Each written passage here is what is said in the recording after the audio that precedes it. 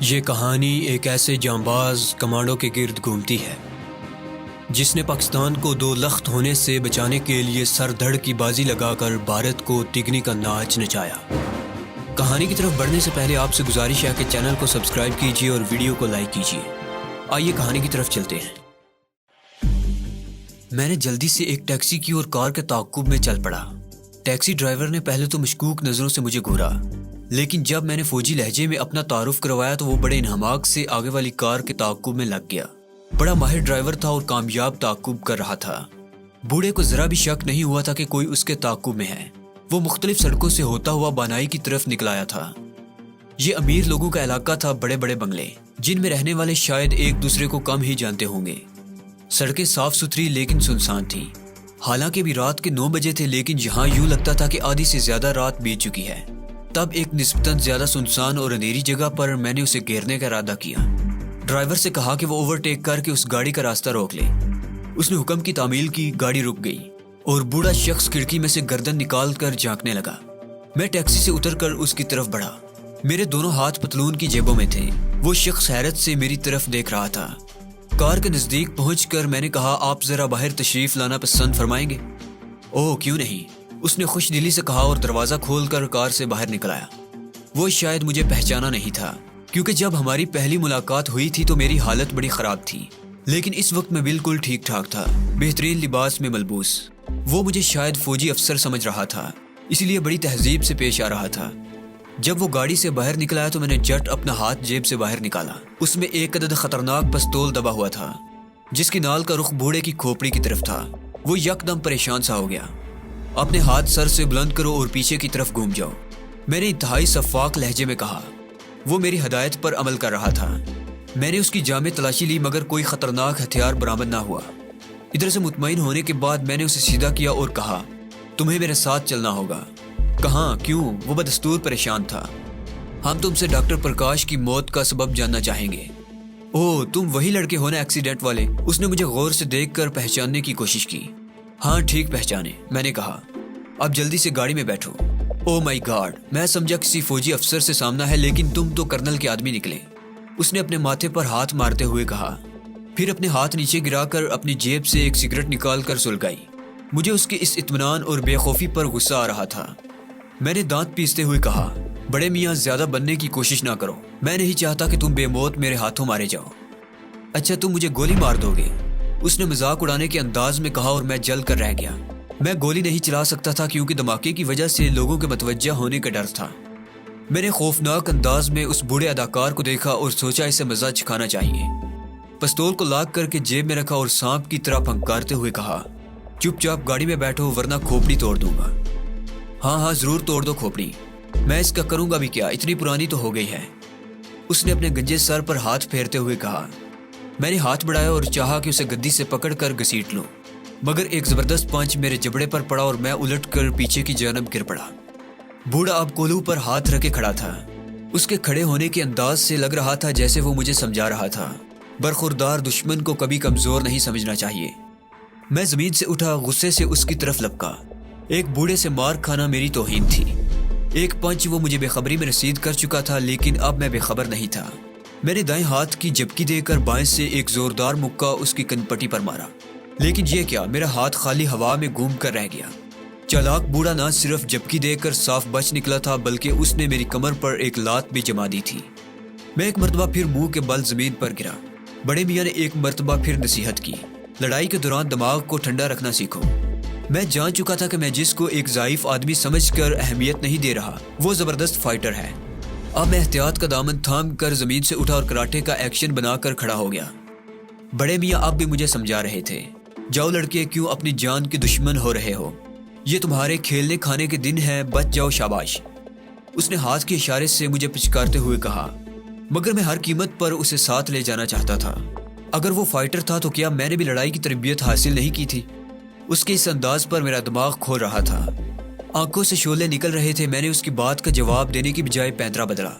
اسے بھی اس بات کا یقین ہو گیا تھا کہ میں ایسے ہی ٹلنے والا نہیں ہوں بلکہ مرنے مارنے پر تل گیا ہوں۔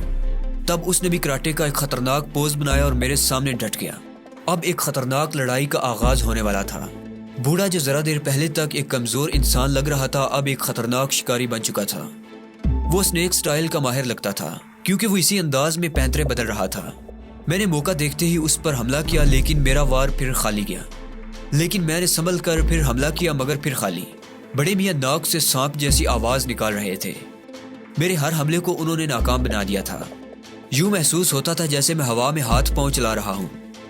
ایک مرتبہ پھر میرا ہاتھ اس کے جسم سے نہیں چھوا تھا جبکہ اس کا ہر وار کامیاب جا رہا تھا، بلکہ اب بڑے میاں کو دیکھ کر ایسا لگ رہا تھا جیسے اس کے جسم میں بجلی بر گئی ہو۔ میرے جسم پر لگنے والی ہر ضرب ہتھوڑے کی ضرب لگ رہی تھی۔ اس کے ہاتھ مشینی انداز میں چلنے لگے تھے۔ جلد ہی میں زمین چاٹنے پر مجبور ہو گیا۔ میرے منہ اور ناک سے خون بہہ رہا تھا۔ ایک آنکھ سلامت تھی جبکہ دوسری سوج کر کپا ہو گئی تھی۔ کمر، پیٹ، ٹانگیں، سر، ہر جگہ جہاں اس بوڑھے کا ہاتھ پڑا اپنا نشان چھوڑ گیا تھا۔ میں زمین پر پڑا اٹھنے کی ناکام کوشش کر رہا تھا مگر مجھ میں ہلنے تک کی ہمت نہ تھی۔ میرا سر اندھیروں میں ڈوبتا جا رہا تھا۔ میں نے اس شخص کی آواز سنی، ایسے جیسے وہ کہیں دور سے بول رہا ہو۔ کہہ رہا تھا، کرنل سے کہنا ایسے کاغذی تحفے میرے لیے نہ بھیجا کریں۔ اس کے بعد چراغوں میں روشنی نہ رہی، میں بے ہوش ہو گیا۔ نہ معلوم کتنی دیر اس حالت میں پڑا رہا۔ جب آنکھ کھلی تو خود کو بستر پر پایا۔ آدھے سے زیادہ جسم پٹیوں سے لپٹا ہوا تھا۔ ایک ڈاکٹر کے علاوہ خیر صاحب بھی وہاں موجود تھے۔ مجھے ہوش میں آتا دیکھ کر وہ میرے قریب ہو گئے اور میری طبیعت کے بارے میں پوچھنے لگے۔ میں نے کہا، ٹھیک ہوں۔ میری آواز سے میری حالت کا اندازہ ہوتا تھا۔ میں کہاں ہوں خیر صاحب؟ میں نے انہیں مخاطب کرتے ہوئے کہا، تم ہسپتال میں ہو، ابھی گھر چلیں گے، بس تمہارے ہوش میں آنے کا انتظار تھا۔ اس کے ساتھ ہی ڈاکٹر کو اشارہ کیا کہ وہ ہمیں فارغ کر دیں۔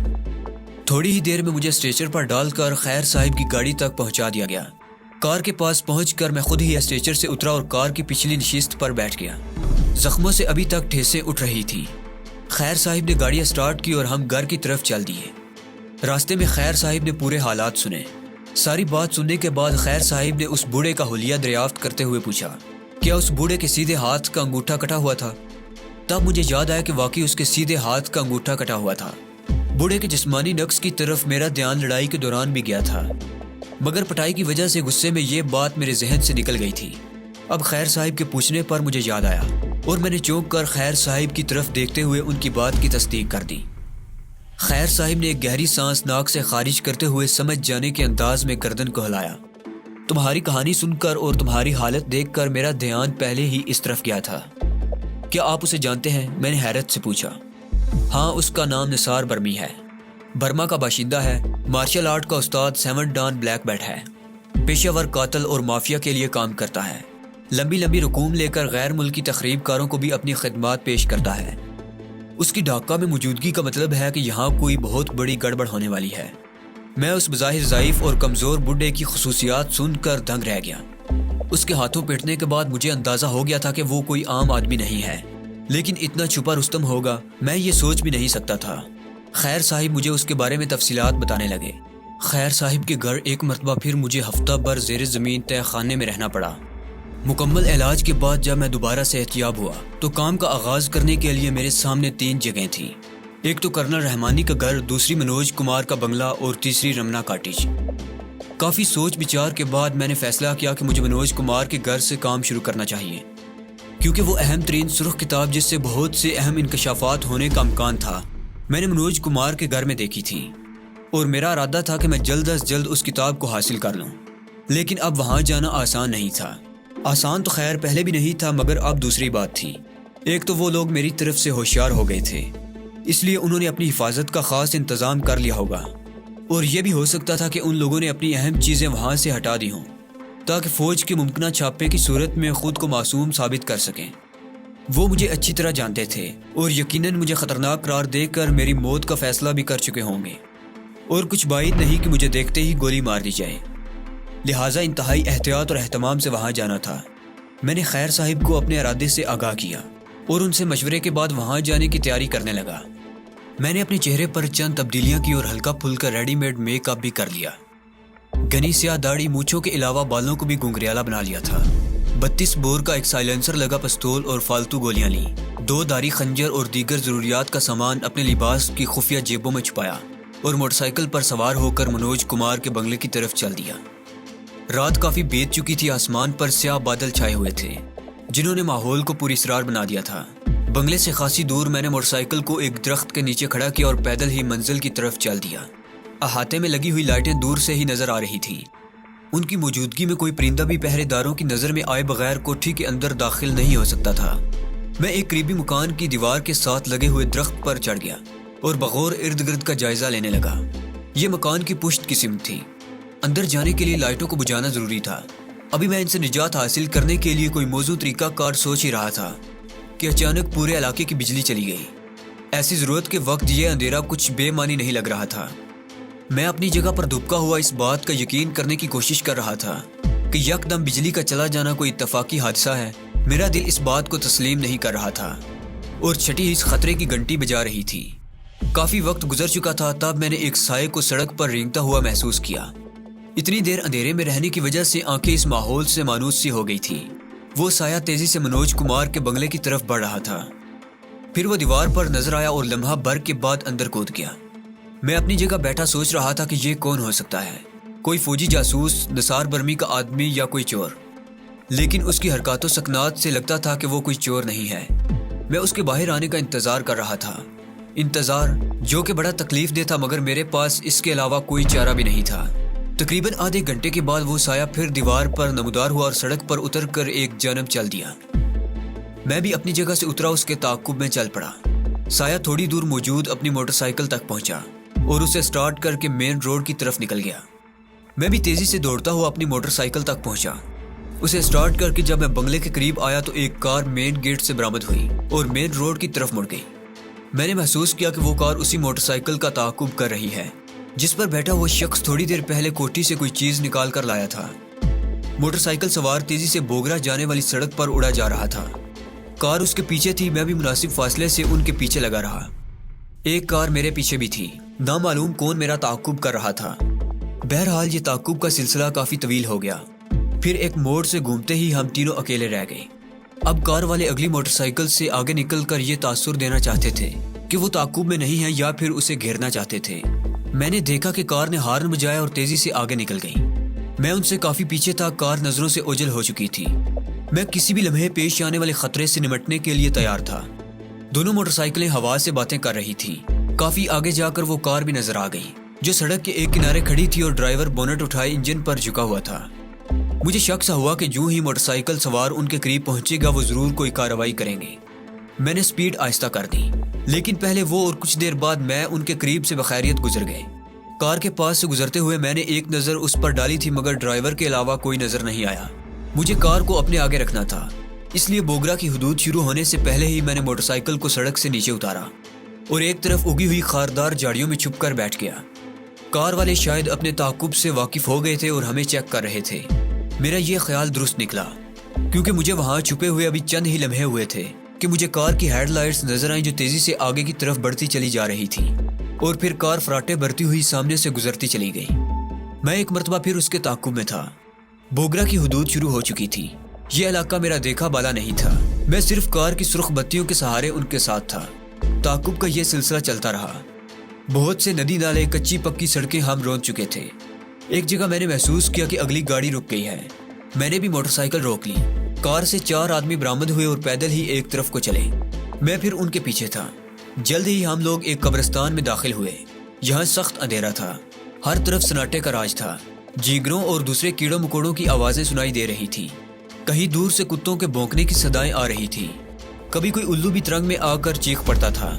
تیز ہوائیں چل رہی تھی، درخت سائیں سائیں کر رہے تھے۔ وہ چاروں اب نظر نہیں آ رہے تھے۔ میں بھی زمین پر جھکا ہوا قبروں کی آڑ میں آگے بڑھ رہا تھا۔ پھر میں نے ہوا کے دوش میں آتی ہوئی سسکیوں کی آواز سنی۔ کوئی رو رہا تھا اور بڑبڑا رہا تھا، تمہارے قاتلوں کو میں نے پہچان لیا ہے، میرے پاس دستاویزی ثبوت بھی ہے، مگر مجھے معلوم ہے کہ حکومت ان کا کچھ نہیں بگاڑ سکتی۔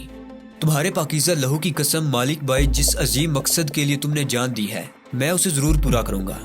میں دشمن سے تمہارے خون کے ایک ایک قطرے کا حساب لوں گا۔ یہ شاید وہی نوجوان تھا جو موٹر سائیکل پر سب سے آگے تھا۔ میں ایک بڑی سی قبر کی اوٹ میں چھپا ہوا تھا، اس سے میرا فاصلہ کوئی 10-12 گز کا ہوگا۔ آسمان پر بادلوں نے گرجنا اور بجلی نے چمکنا شروع کر دیا تھا۔ ایسے ہی ایک لمحے میں جب بجلی نے چمک کر ماحول کو روشن کیا تو میں نے دیکھا کہ وہ چاروں سائے مختلف اطراف سے اس قبر کی طرف بڑھ رہے تھے۔ نوجوان بے خبر قبر کے سرہانے بیٹھا مرحوم سے عہد و پیمان کر رہا تھا۔ چاروں کے ہاتھوں میں اسلحہ تھا۔ پھر میں نے ان میں سے ایک کی آواز سنی، ہینڈز اپ، خبردار وہ کاغذات واپس کر دو جو تم اس مکان سے لے کر فرار ہوئے تھے۔ ایسے ہی خواہ مخواہ اتنا وقت برباد کیا۔ ہم تو تمہیں کمر کا ساتھی سمجھ رہے تھے، لیکن تم تو کچھ اور ہی نکلے۔ یہ آواز سن کر مجھے حیرت کا ایک شدید جھٹکا لگا، کیونکہ یہ آواز جانی پہچانی تھی، اسے میں لاکھوں میں پہچان سکتا تھا۔ یہ ڈاکٹر پرکاش کی آواز تھی۔ ایک لمحے کے لیے تو میں سکتے میں آ گیا۔ ڈاکٹر پرکاش کی موت کی خبریں تو خوب عام ہو چکی تھیں، اخبارات نے خوب واویلا مچایا تھا، لوگوں نے جلسے اور جلوس نکالے تھے۔ مرحوم ڈاکٹر کے جھوٹے کارناموں کی ایک لمبی فہرست گنوائی گئی تھی اور اسے محب وطن بنگالی ثابت کر کے شہید آزادی قرار دیا جا چکا تھا۔ لیکن میں اس وقت اس کی آواز سن رہا تھا، مجھے کسی قسم کا دھوکہ بھی نہیں ہوا تھا۔ میں نے اس کی پوری گفتگو سنی تھی۔ ایک مرتبہ پھر بجلی چمکی تو میں نے دیکھا کہ وہ نوجوان ان چاروں کے نرگے میں گرا کسی چٹان کی مانند کھڑا ہے۔ انداز سے معلوم ہوتا تھا کہ وہ ہار ماننے والا نہیں ہے۔ دشمن اسے میرا ساتھی سمجھ رہے تھے۔ انہوں نے اتنی طویل جدوجہد اس لیے کی تھی کہ میرا ٹھکانہ معلوم ہو سکے۔ وہ یقیناً مجھے تلاش کر کے موت کی گھاٹ اتارنا چاہتے تھے، لیکن میں خود موت بن کر ان کے سر پر پہنچ چکا تھا۔ اس سے پہلے کہ وہ کوئی کارروائی شروع کرتے، میں نے اپنے سائلنسر والے پستول سے فائر کر دیا۔ ٹک کی آواز آئی اور اس کے ساتھ ہی ان میں سے ایک اپنے سینے پر ہاتھ رکھے اور بغیر کوئی آواز نکالے زمین پر بیٹھتا چلا گیا۔ گولی اس کے دل کے آر پار ہو چکی تھی۔ وہ لوگ پریشان ہو کر اس پر جھکے، لیکن میری پستول کی گولی نے ایک اور کو زمین چاٹنے پر مجبور کر دیا۔ دشمن کو معاملے کی نزاکت کا احساس ہو چکا تھا، اس لیے باقی دو افراد قبر کی آڑ میں اندھیرے کے اندر گم ہو گئے۔ وہ موٹر سائیکل سوار نوجوان بھی موقع ملتے ہی غائب ہو چکا تھا۔ کافی دیر خاموشی رہی، صرف جینگروں کی آوازیں سنائی دے رہی تھی، یا پھر ہوا کی سائی سائی اور بادلوں کی گڑگڑاہٹ ماحول کو دہشت ناک بنا رہی تھی۔ کبھی کبھی بجلی کے چمکنے سے ماحول کا منظر ایک لمحے کو واضح ہو جاتا تھا۔ یکدم میں نے محسوس کیا کہ ایک سایہ قبروں کی آڑ لے کر بھاگ رہا ہے۔ میں نے فوراً اس سمت میں فائر کر دیا۔ ایک چیخ کی آواز فضا میں گونجی اور وہ سایہ ایک بار پھر اندھیرے میں غائب ہو گیا۔ میں بھی اپنی پرانی جگہ چھوڑ چکا تھا اور سانپ کی سی کرالنگ کرتا ہوا اس جانب جا رہا تھا جہاں وہ زخمی پڑا تھا۔ اچانک فضا میں کار کا انجن سٹارٹ ہونے کی آواز ابھری۔ شاید وہ چوتھا آدمی اندھیرے کا فائدہ اٹھا کر کار تک پہنچنے میں کامیاب ہو گیا تھا اور اب فرار ہونے کی کوشش کر رہا تھا، یا یہ بھی ممکن تھا کہ وہ موٹر سائیکل سوار اپنی جان بچا کر بھاگ رہا ہو۔ بہرحال وہ جو کوئی بھی تھا، میں نے اس کا دھیان چھوڑا اور اس زخمی کی طرف متوجہ ہوا جو یہی کہیں روپوش ہو گیا تھا۔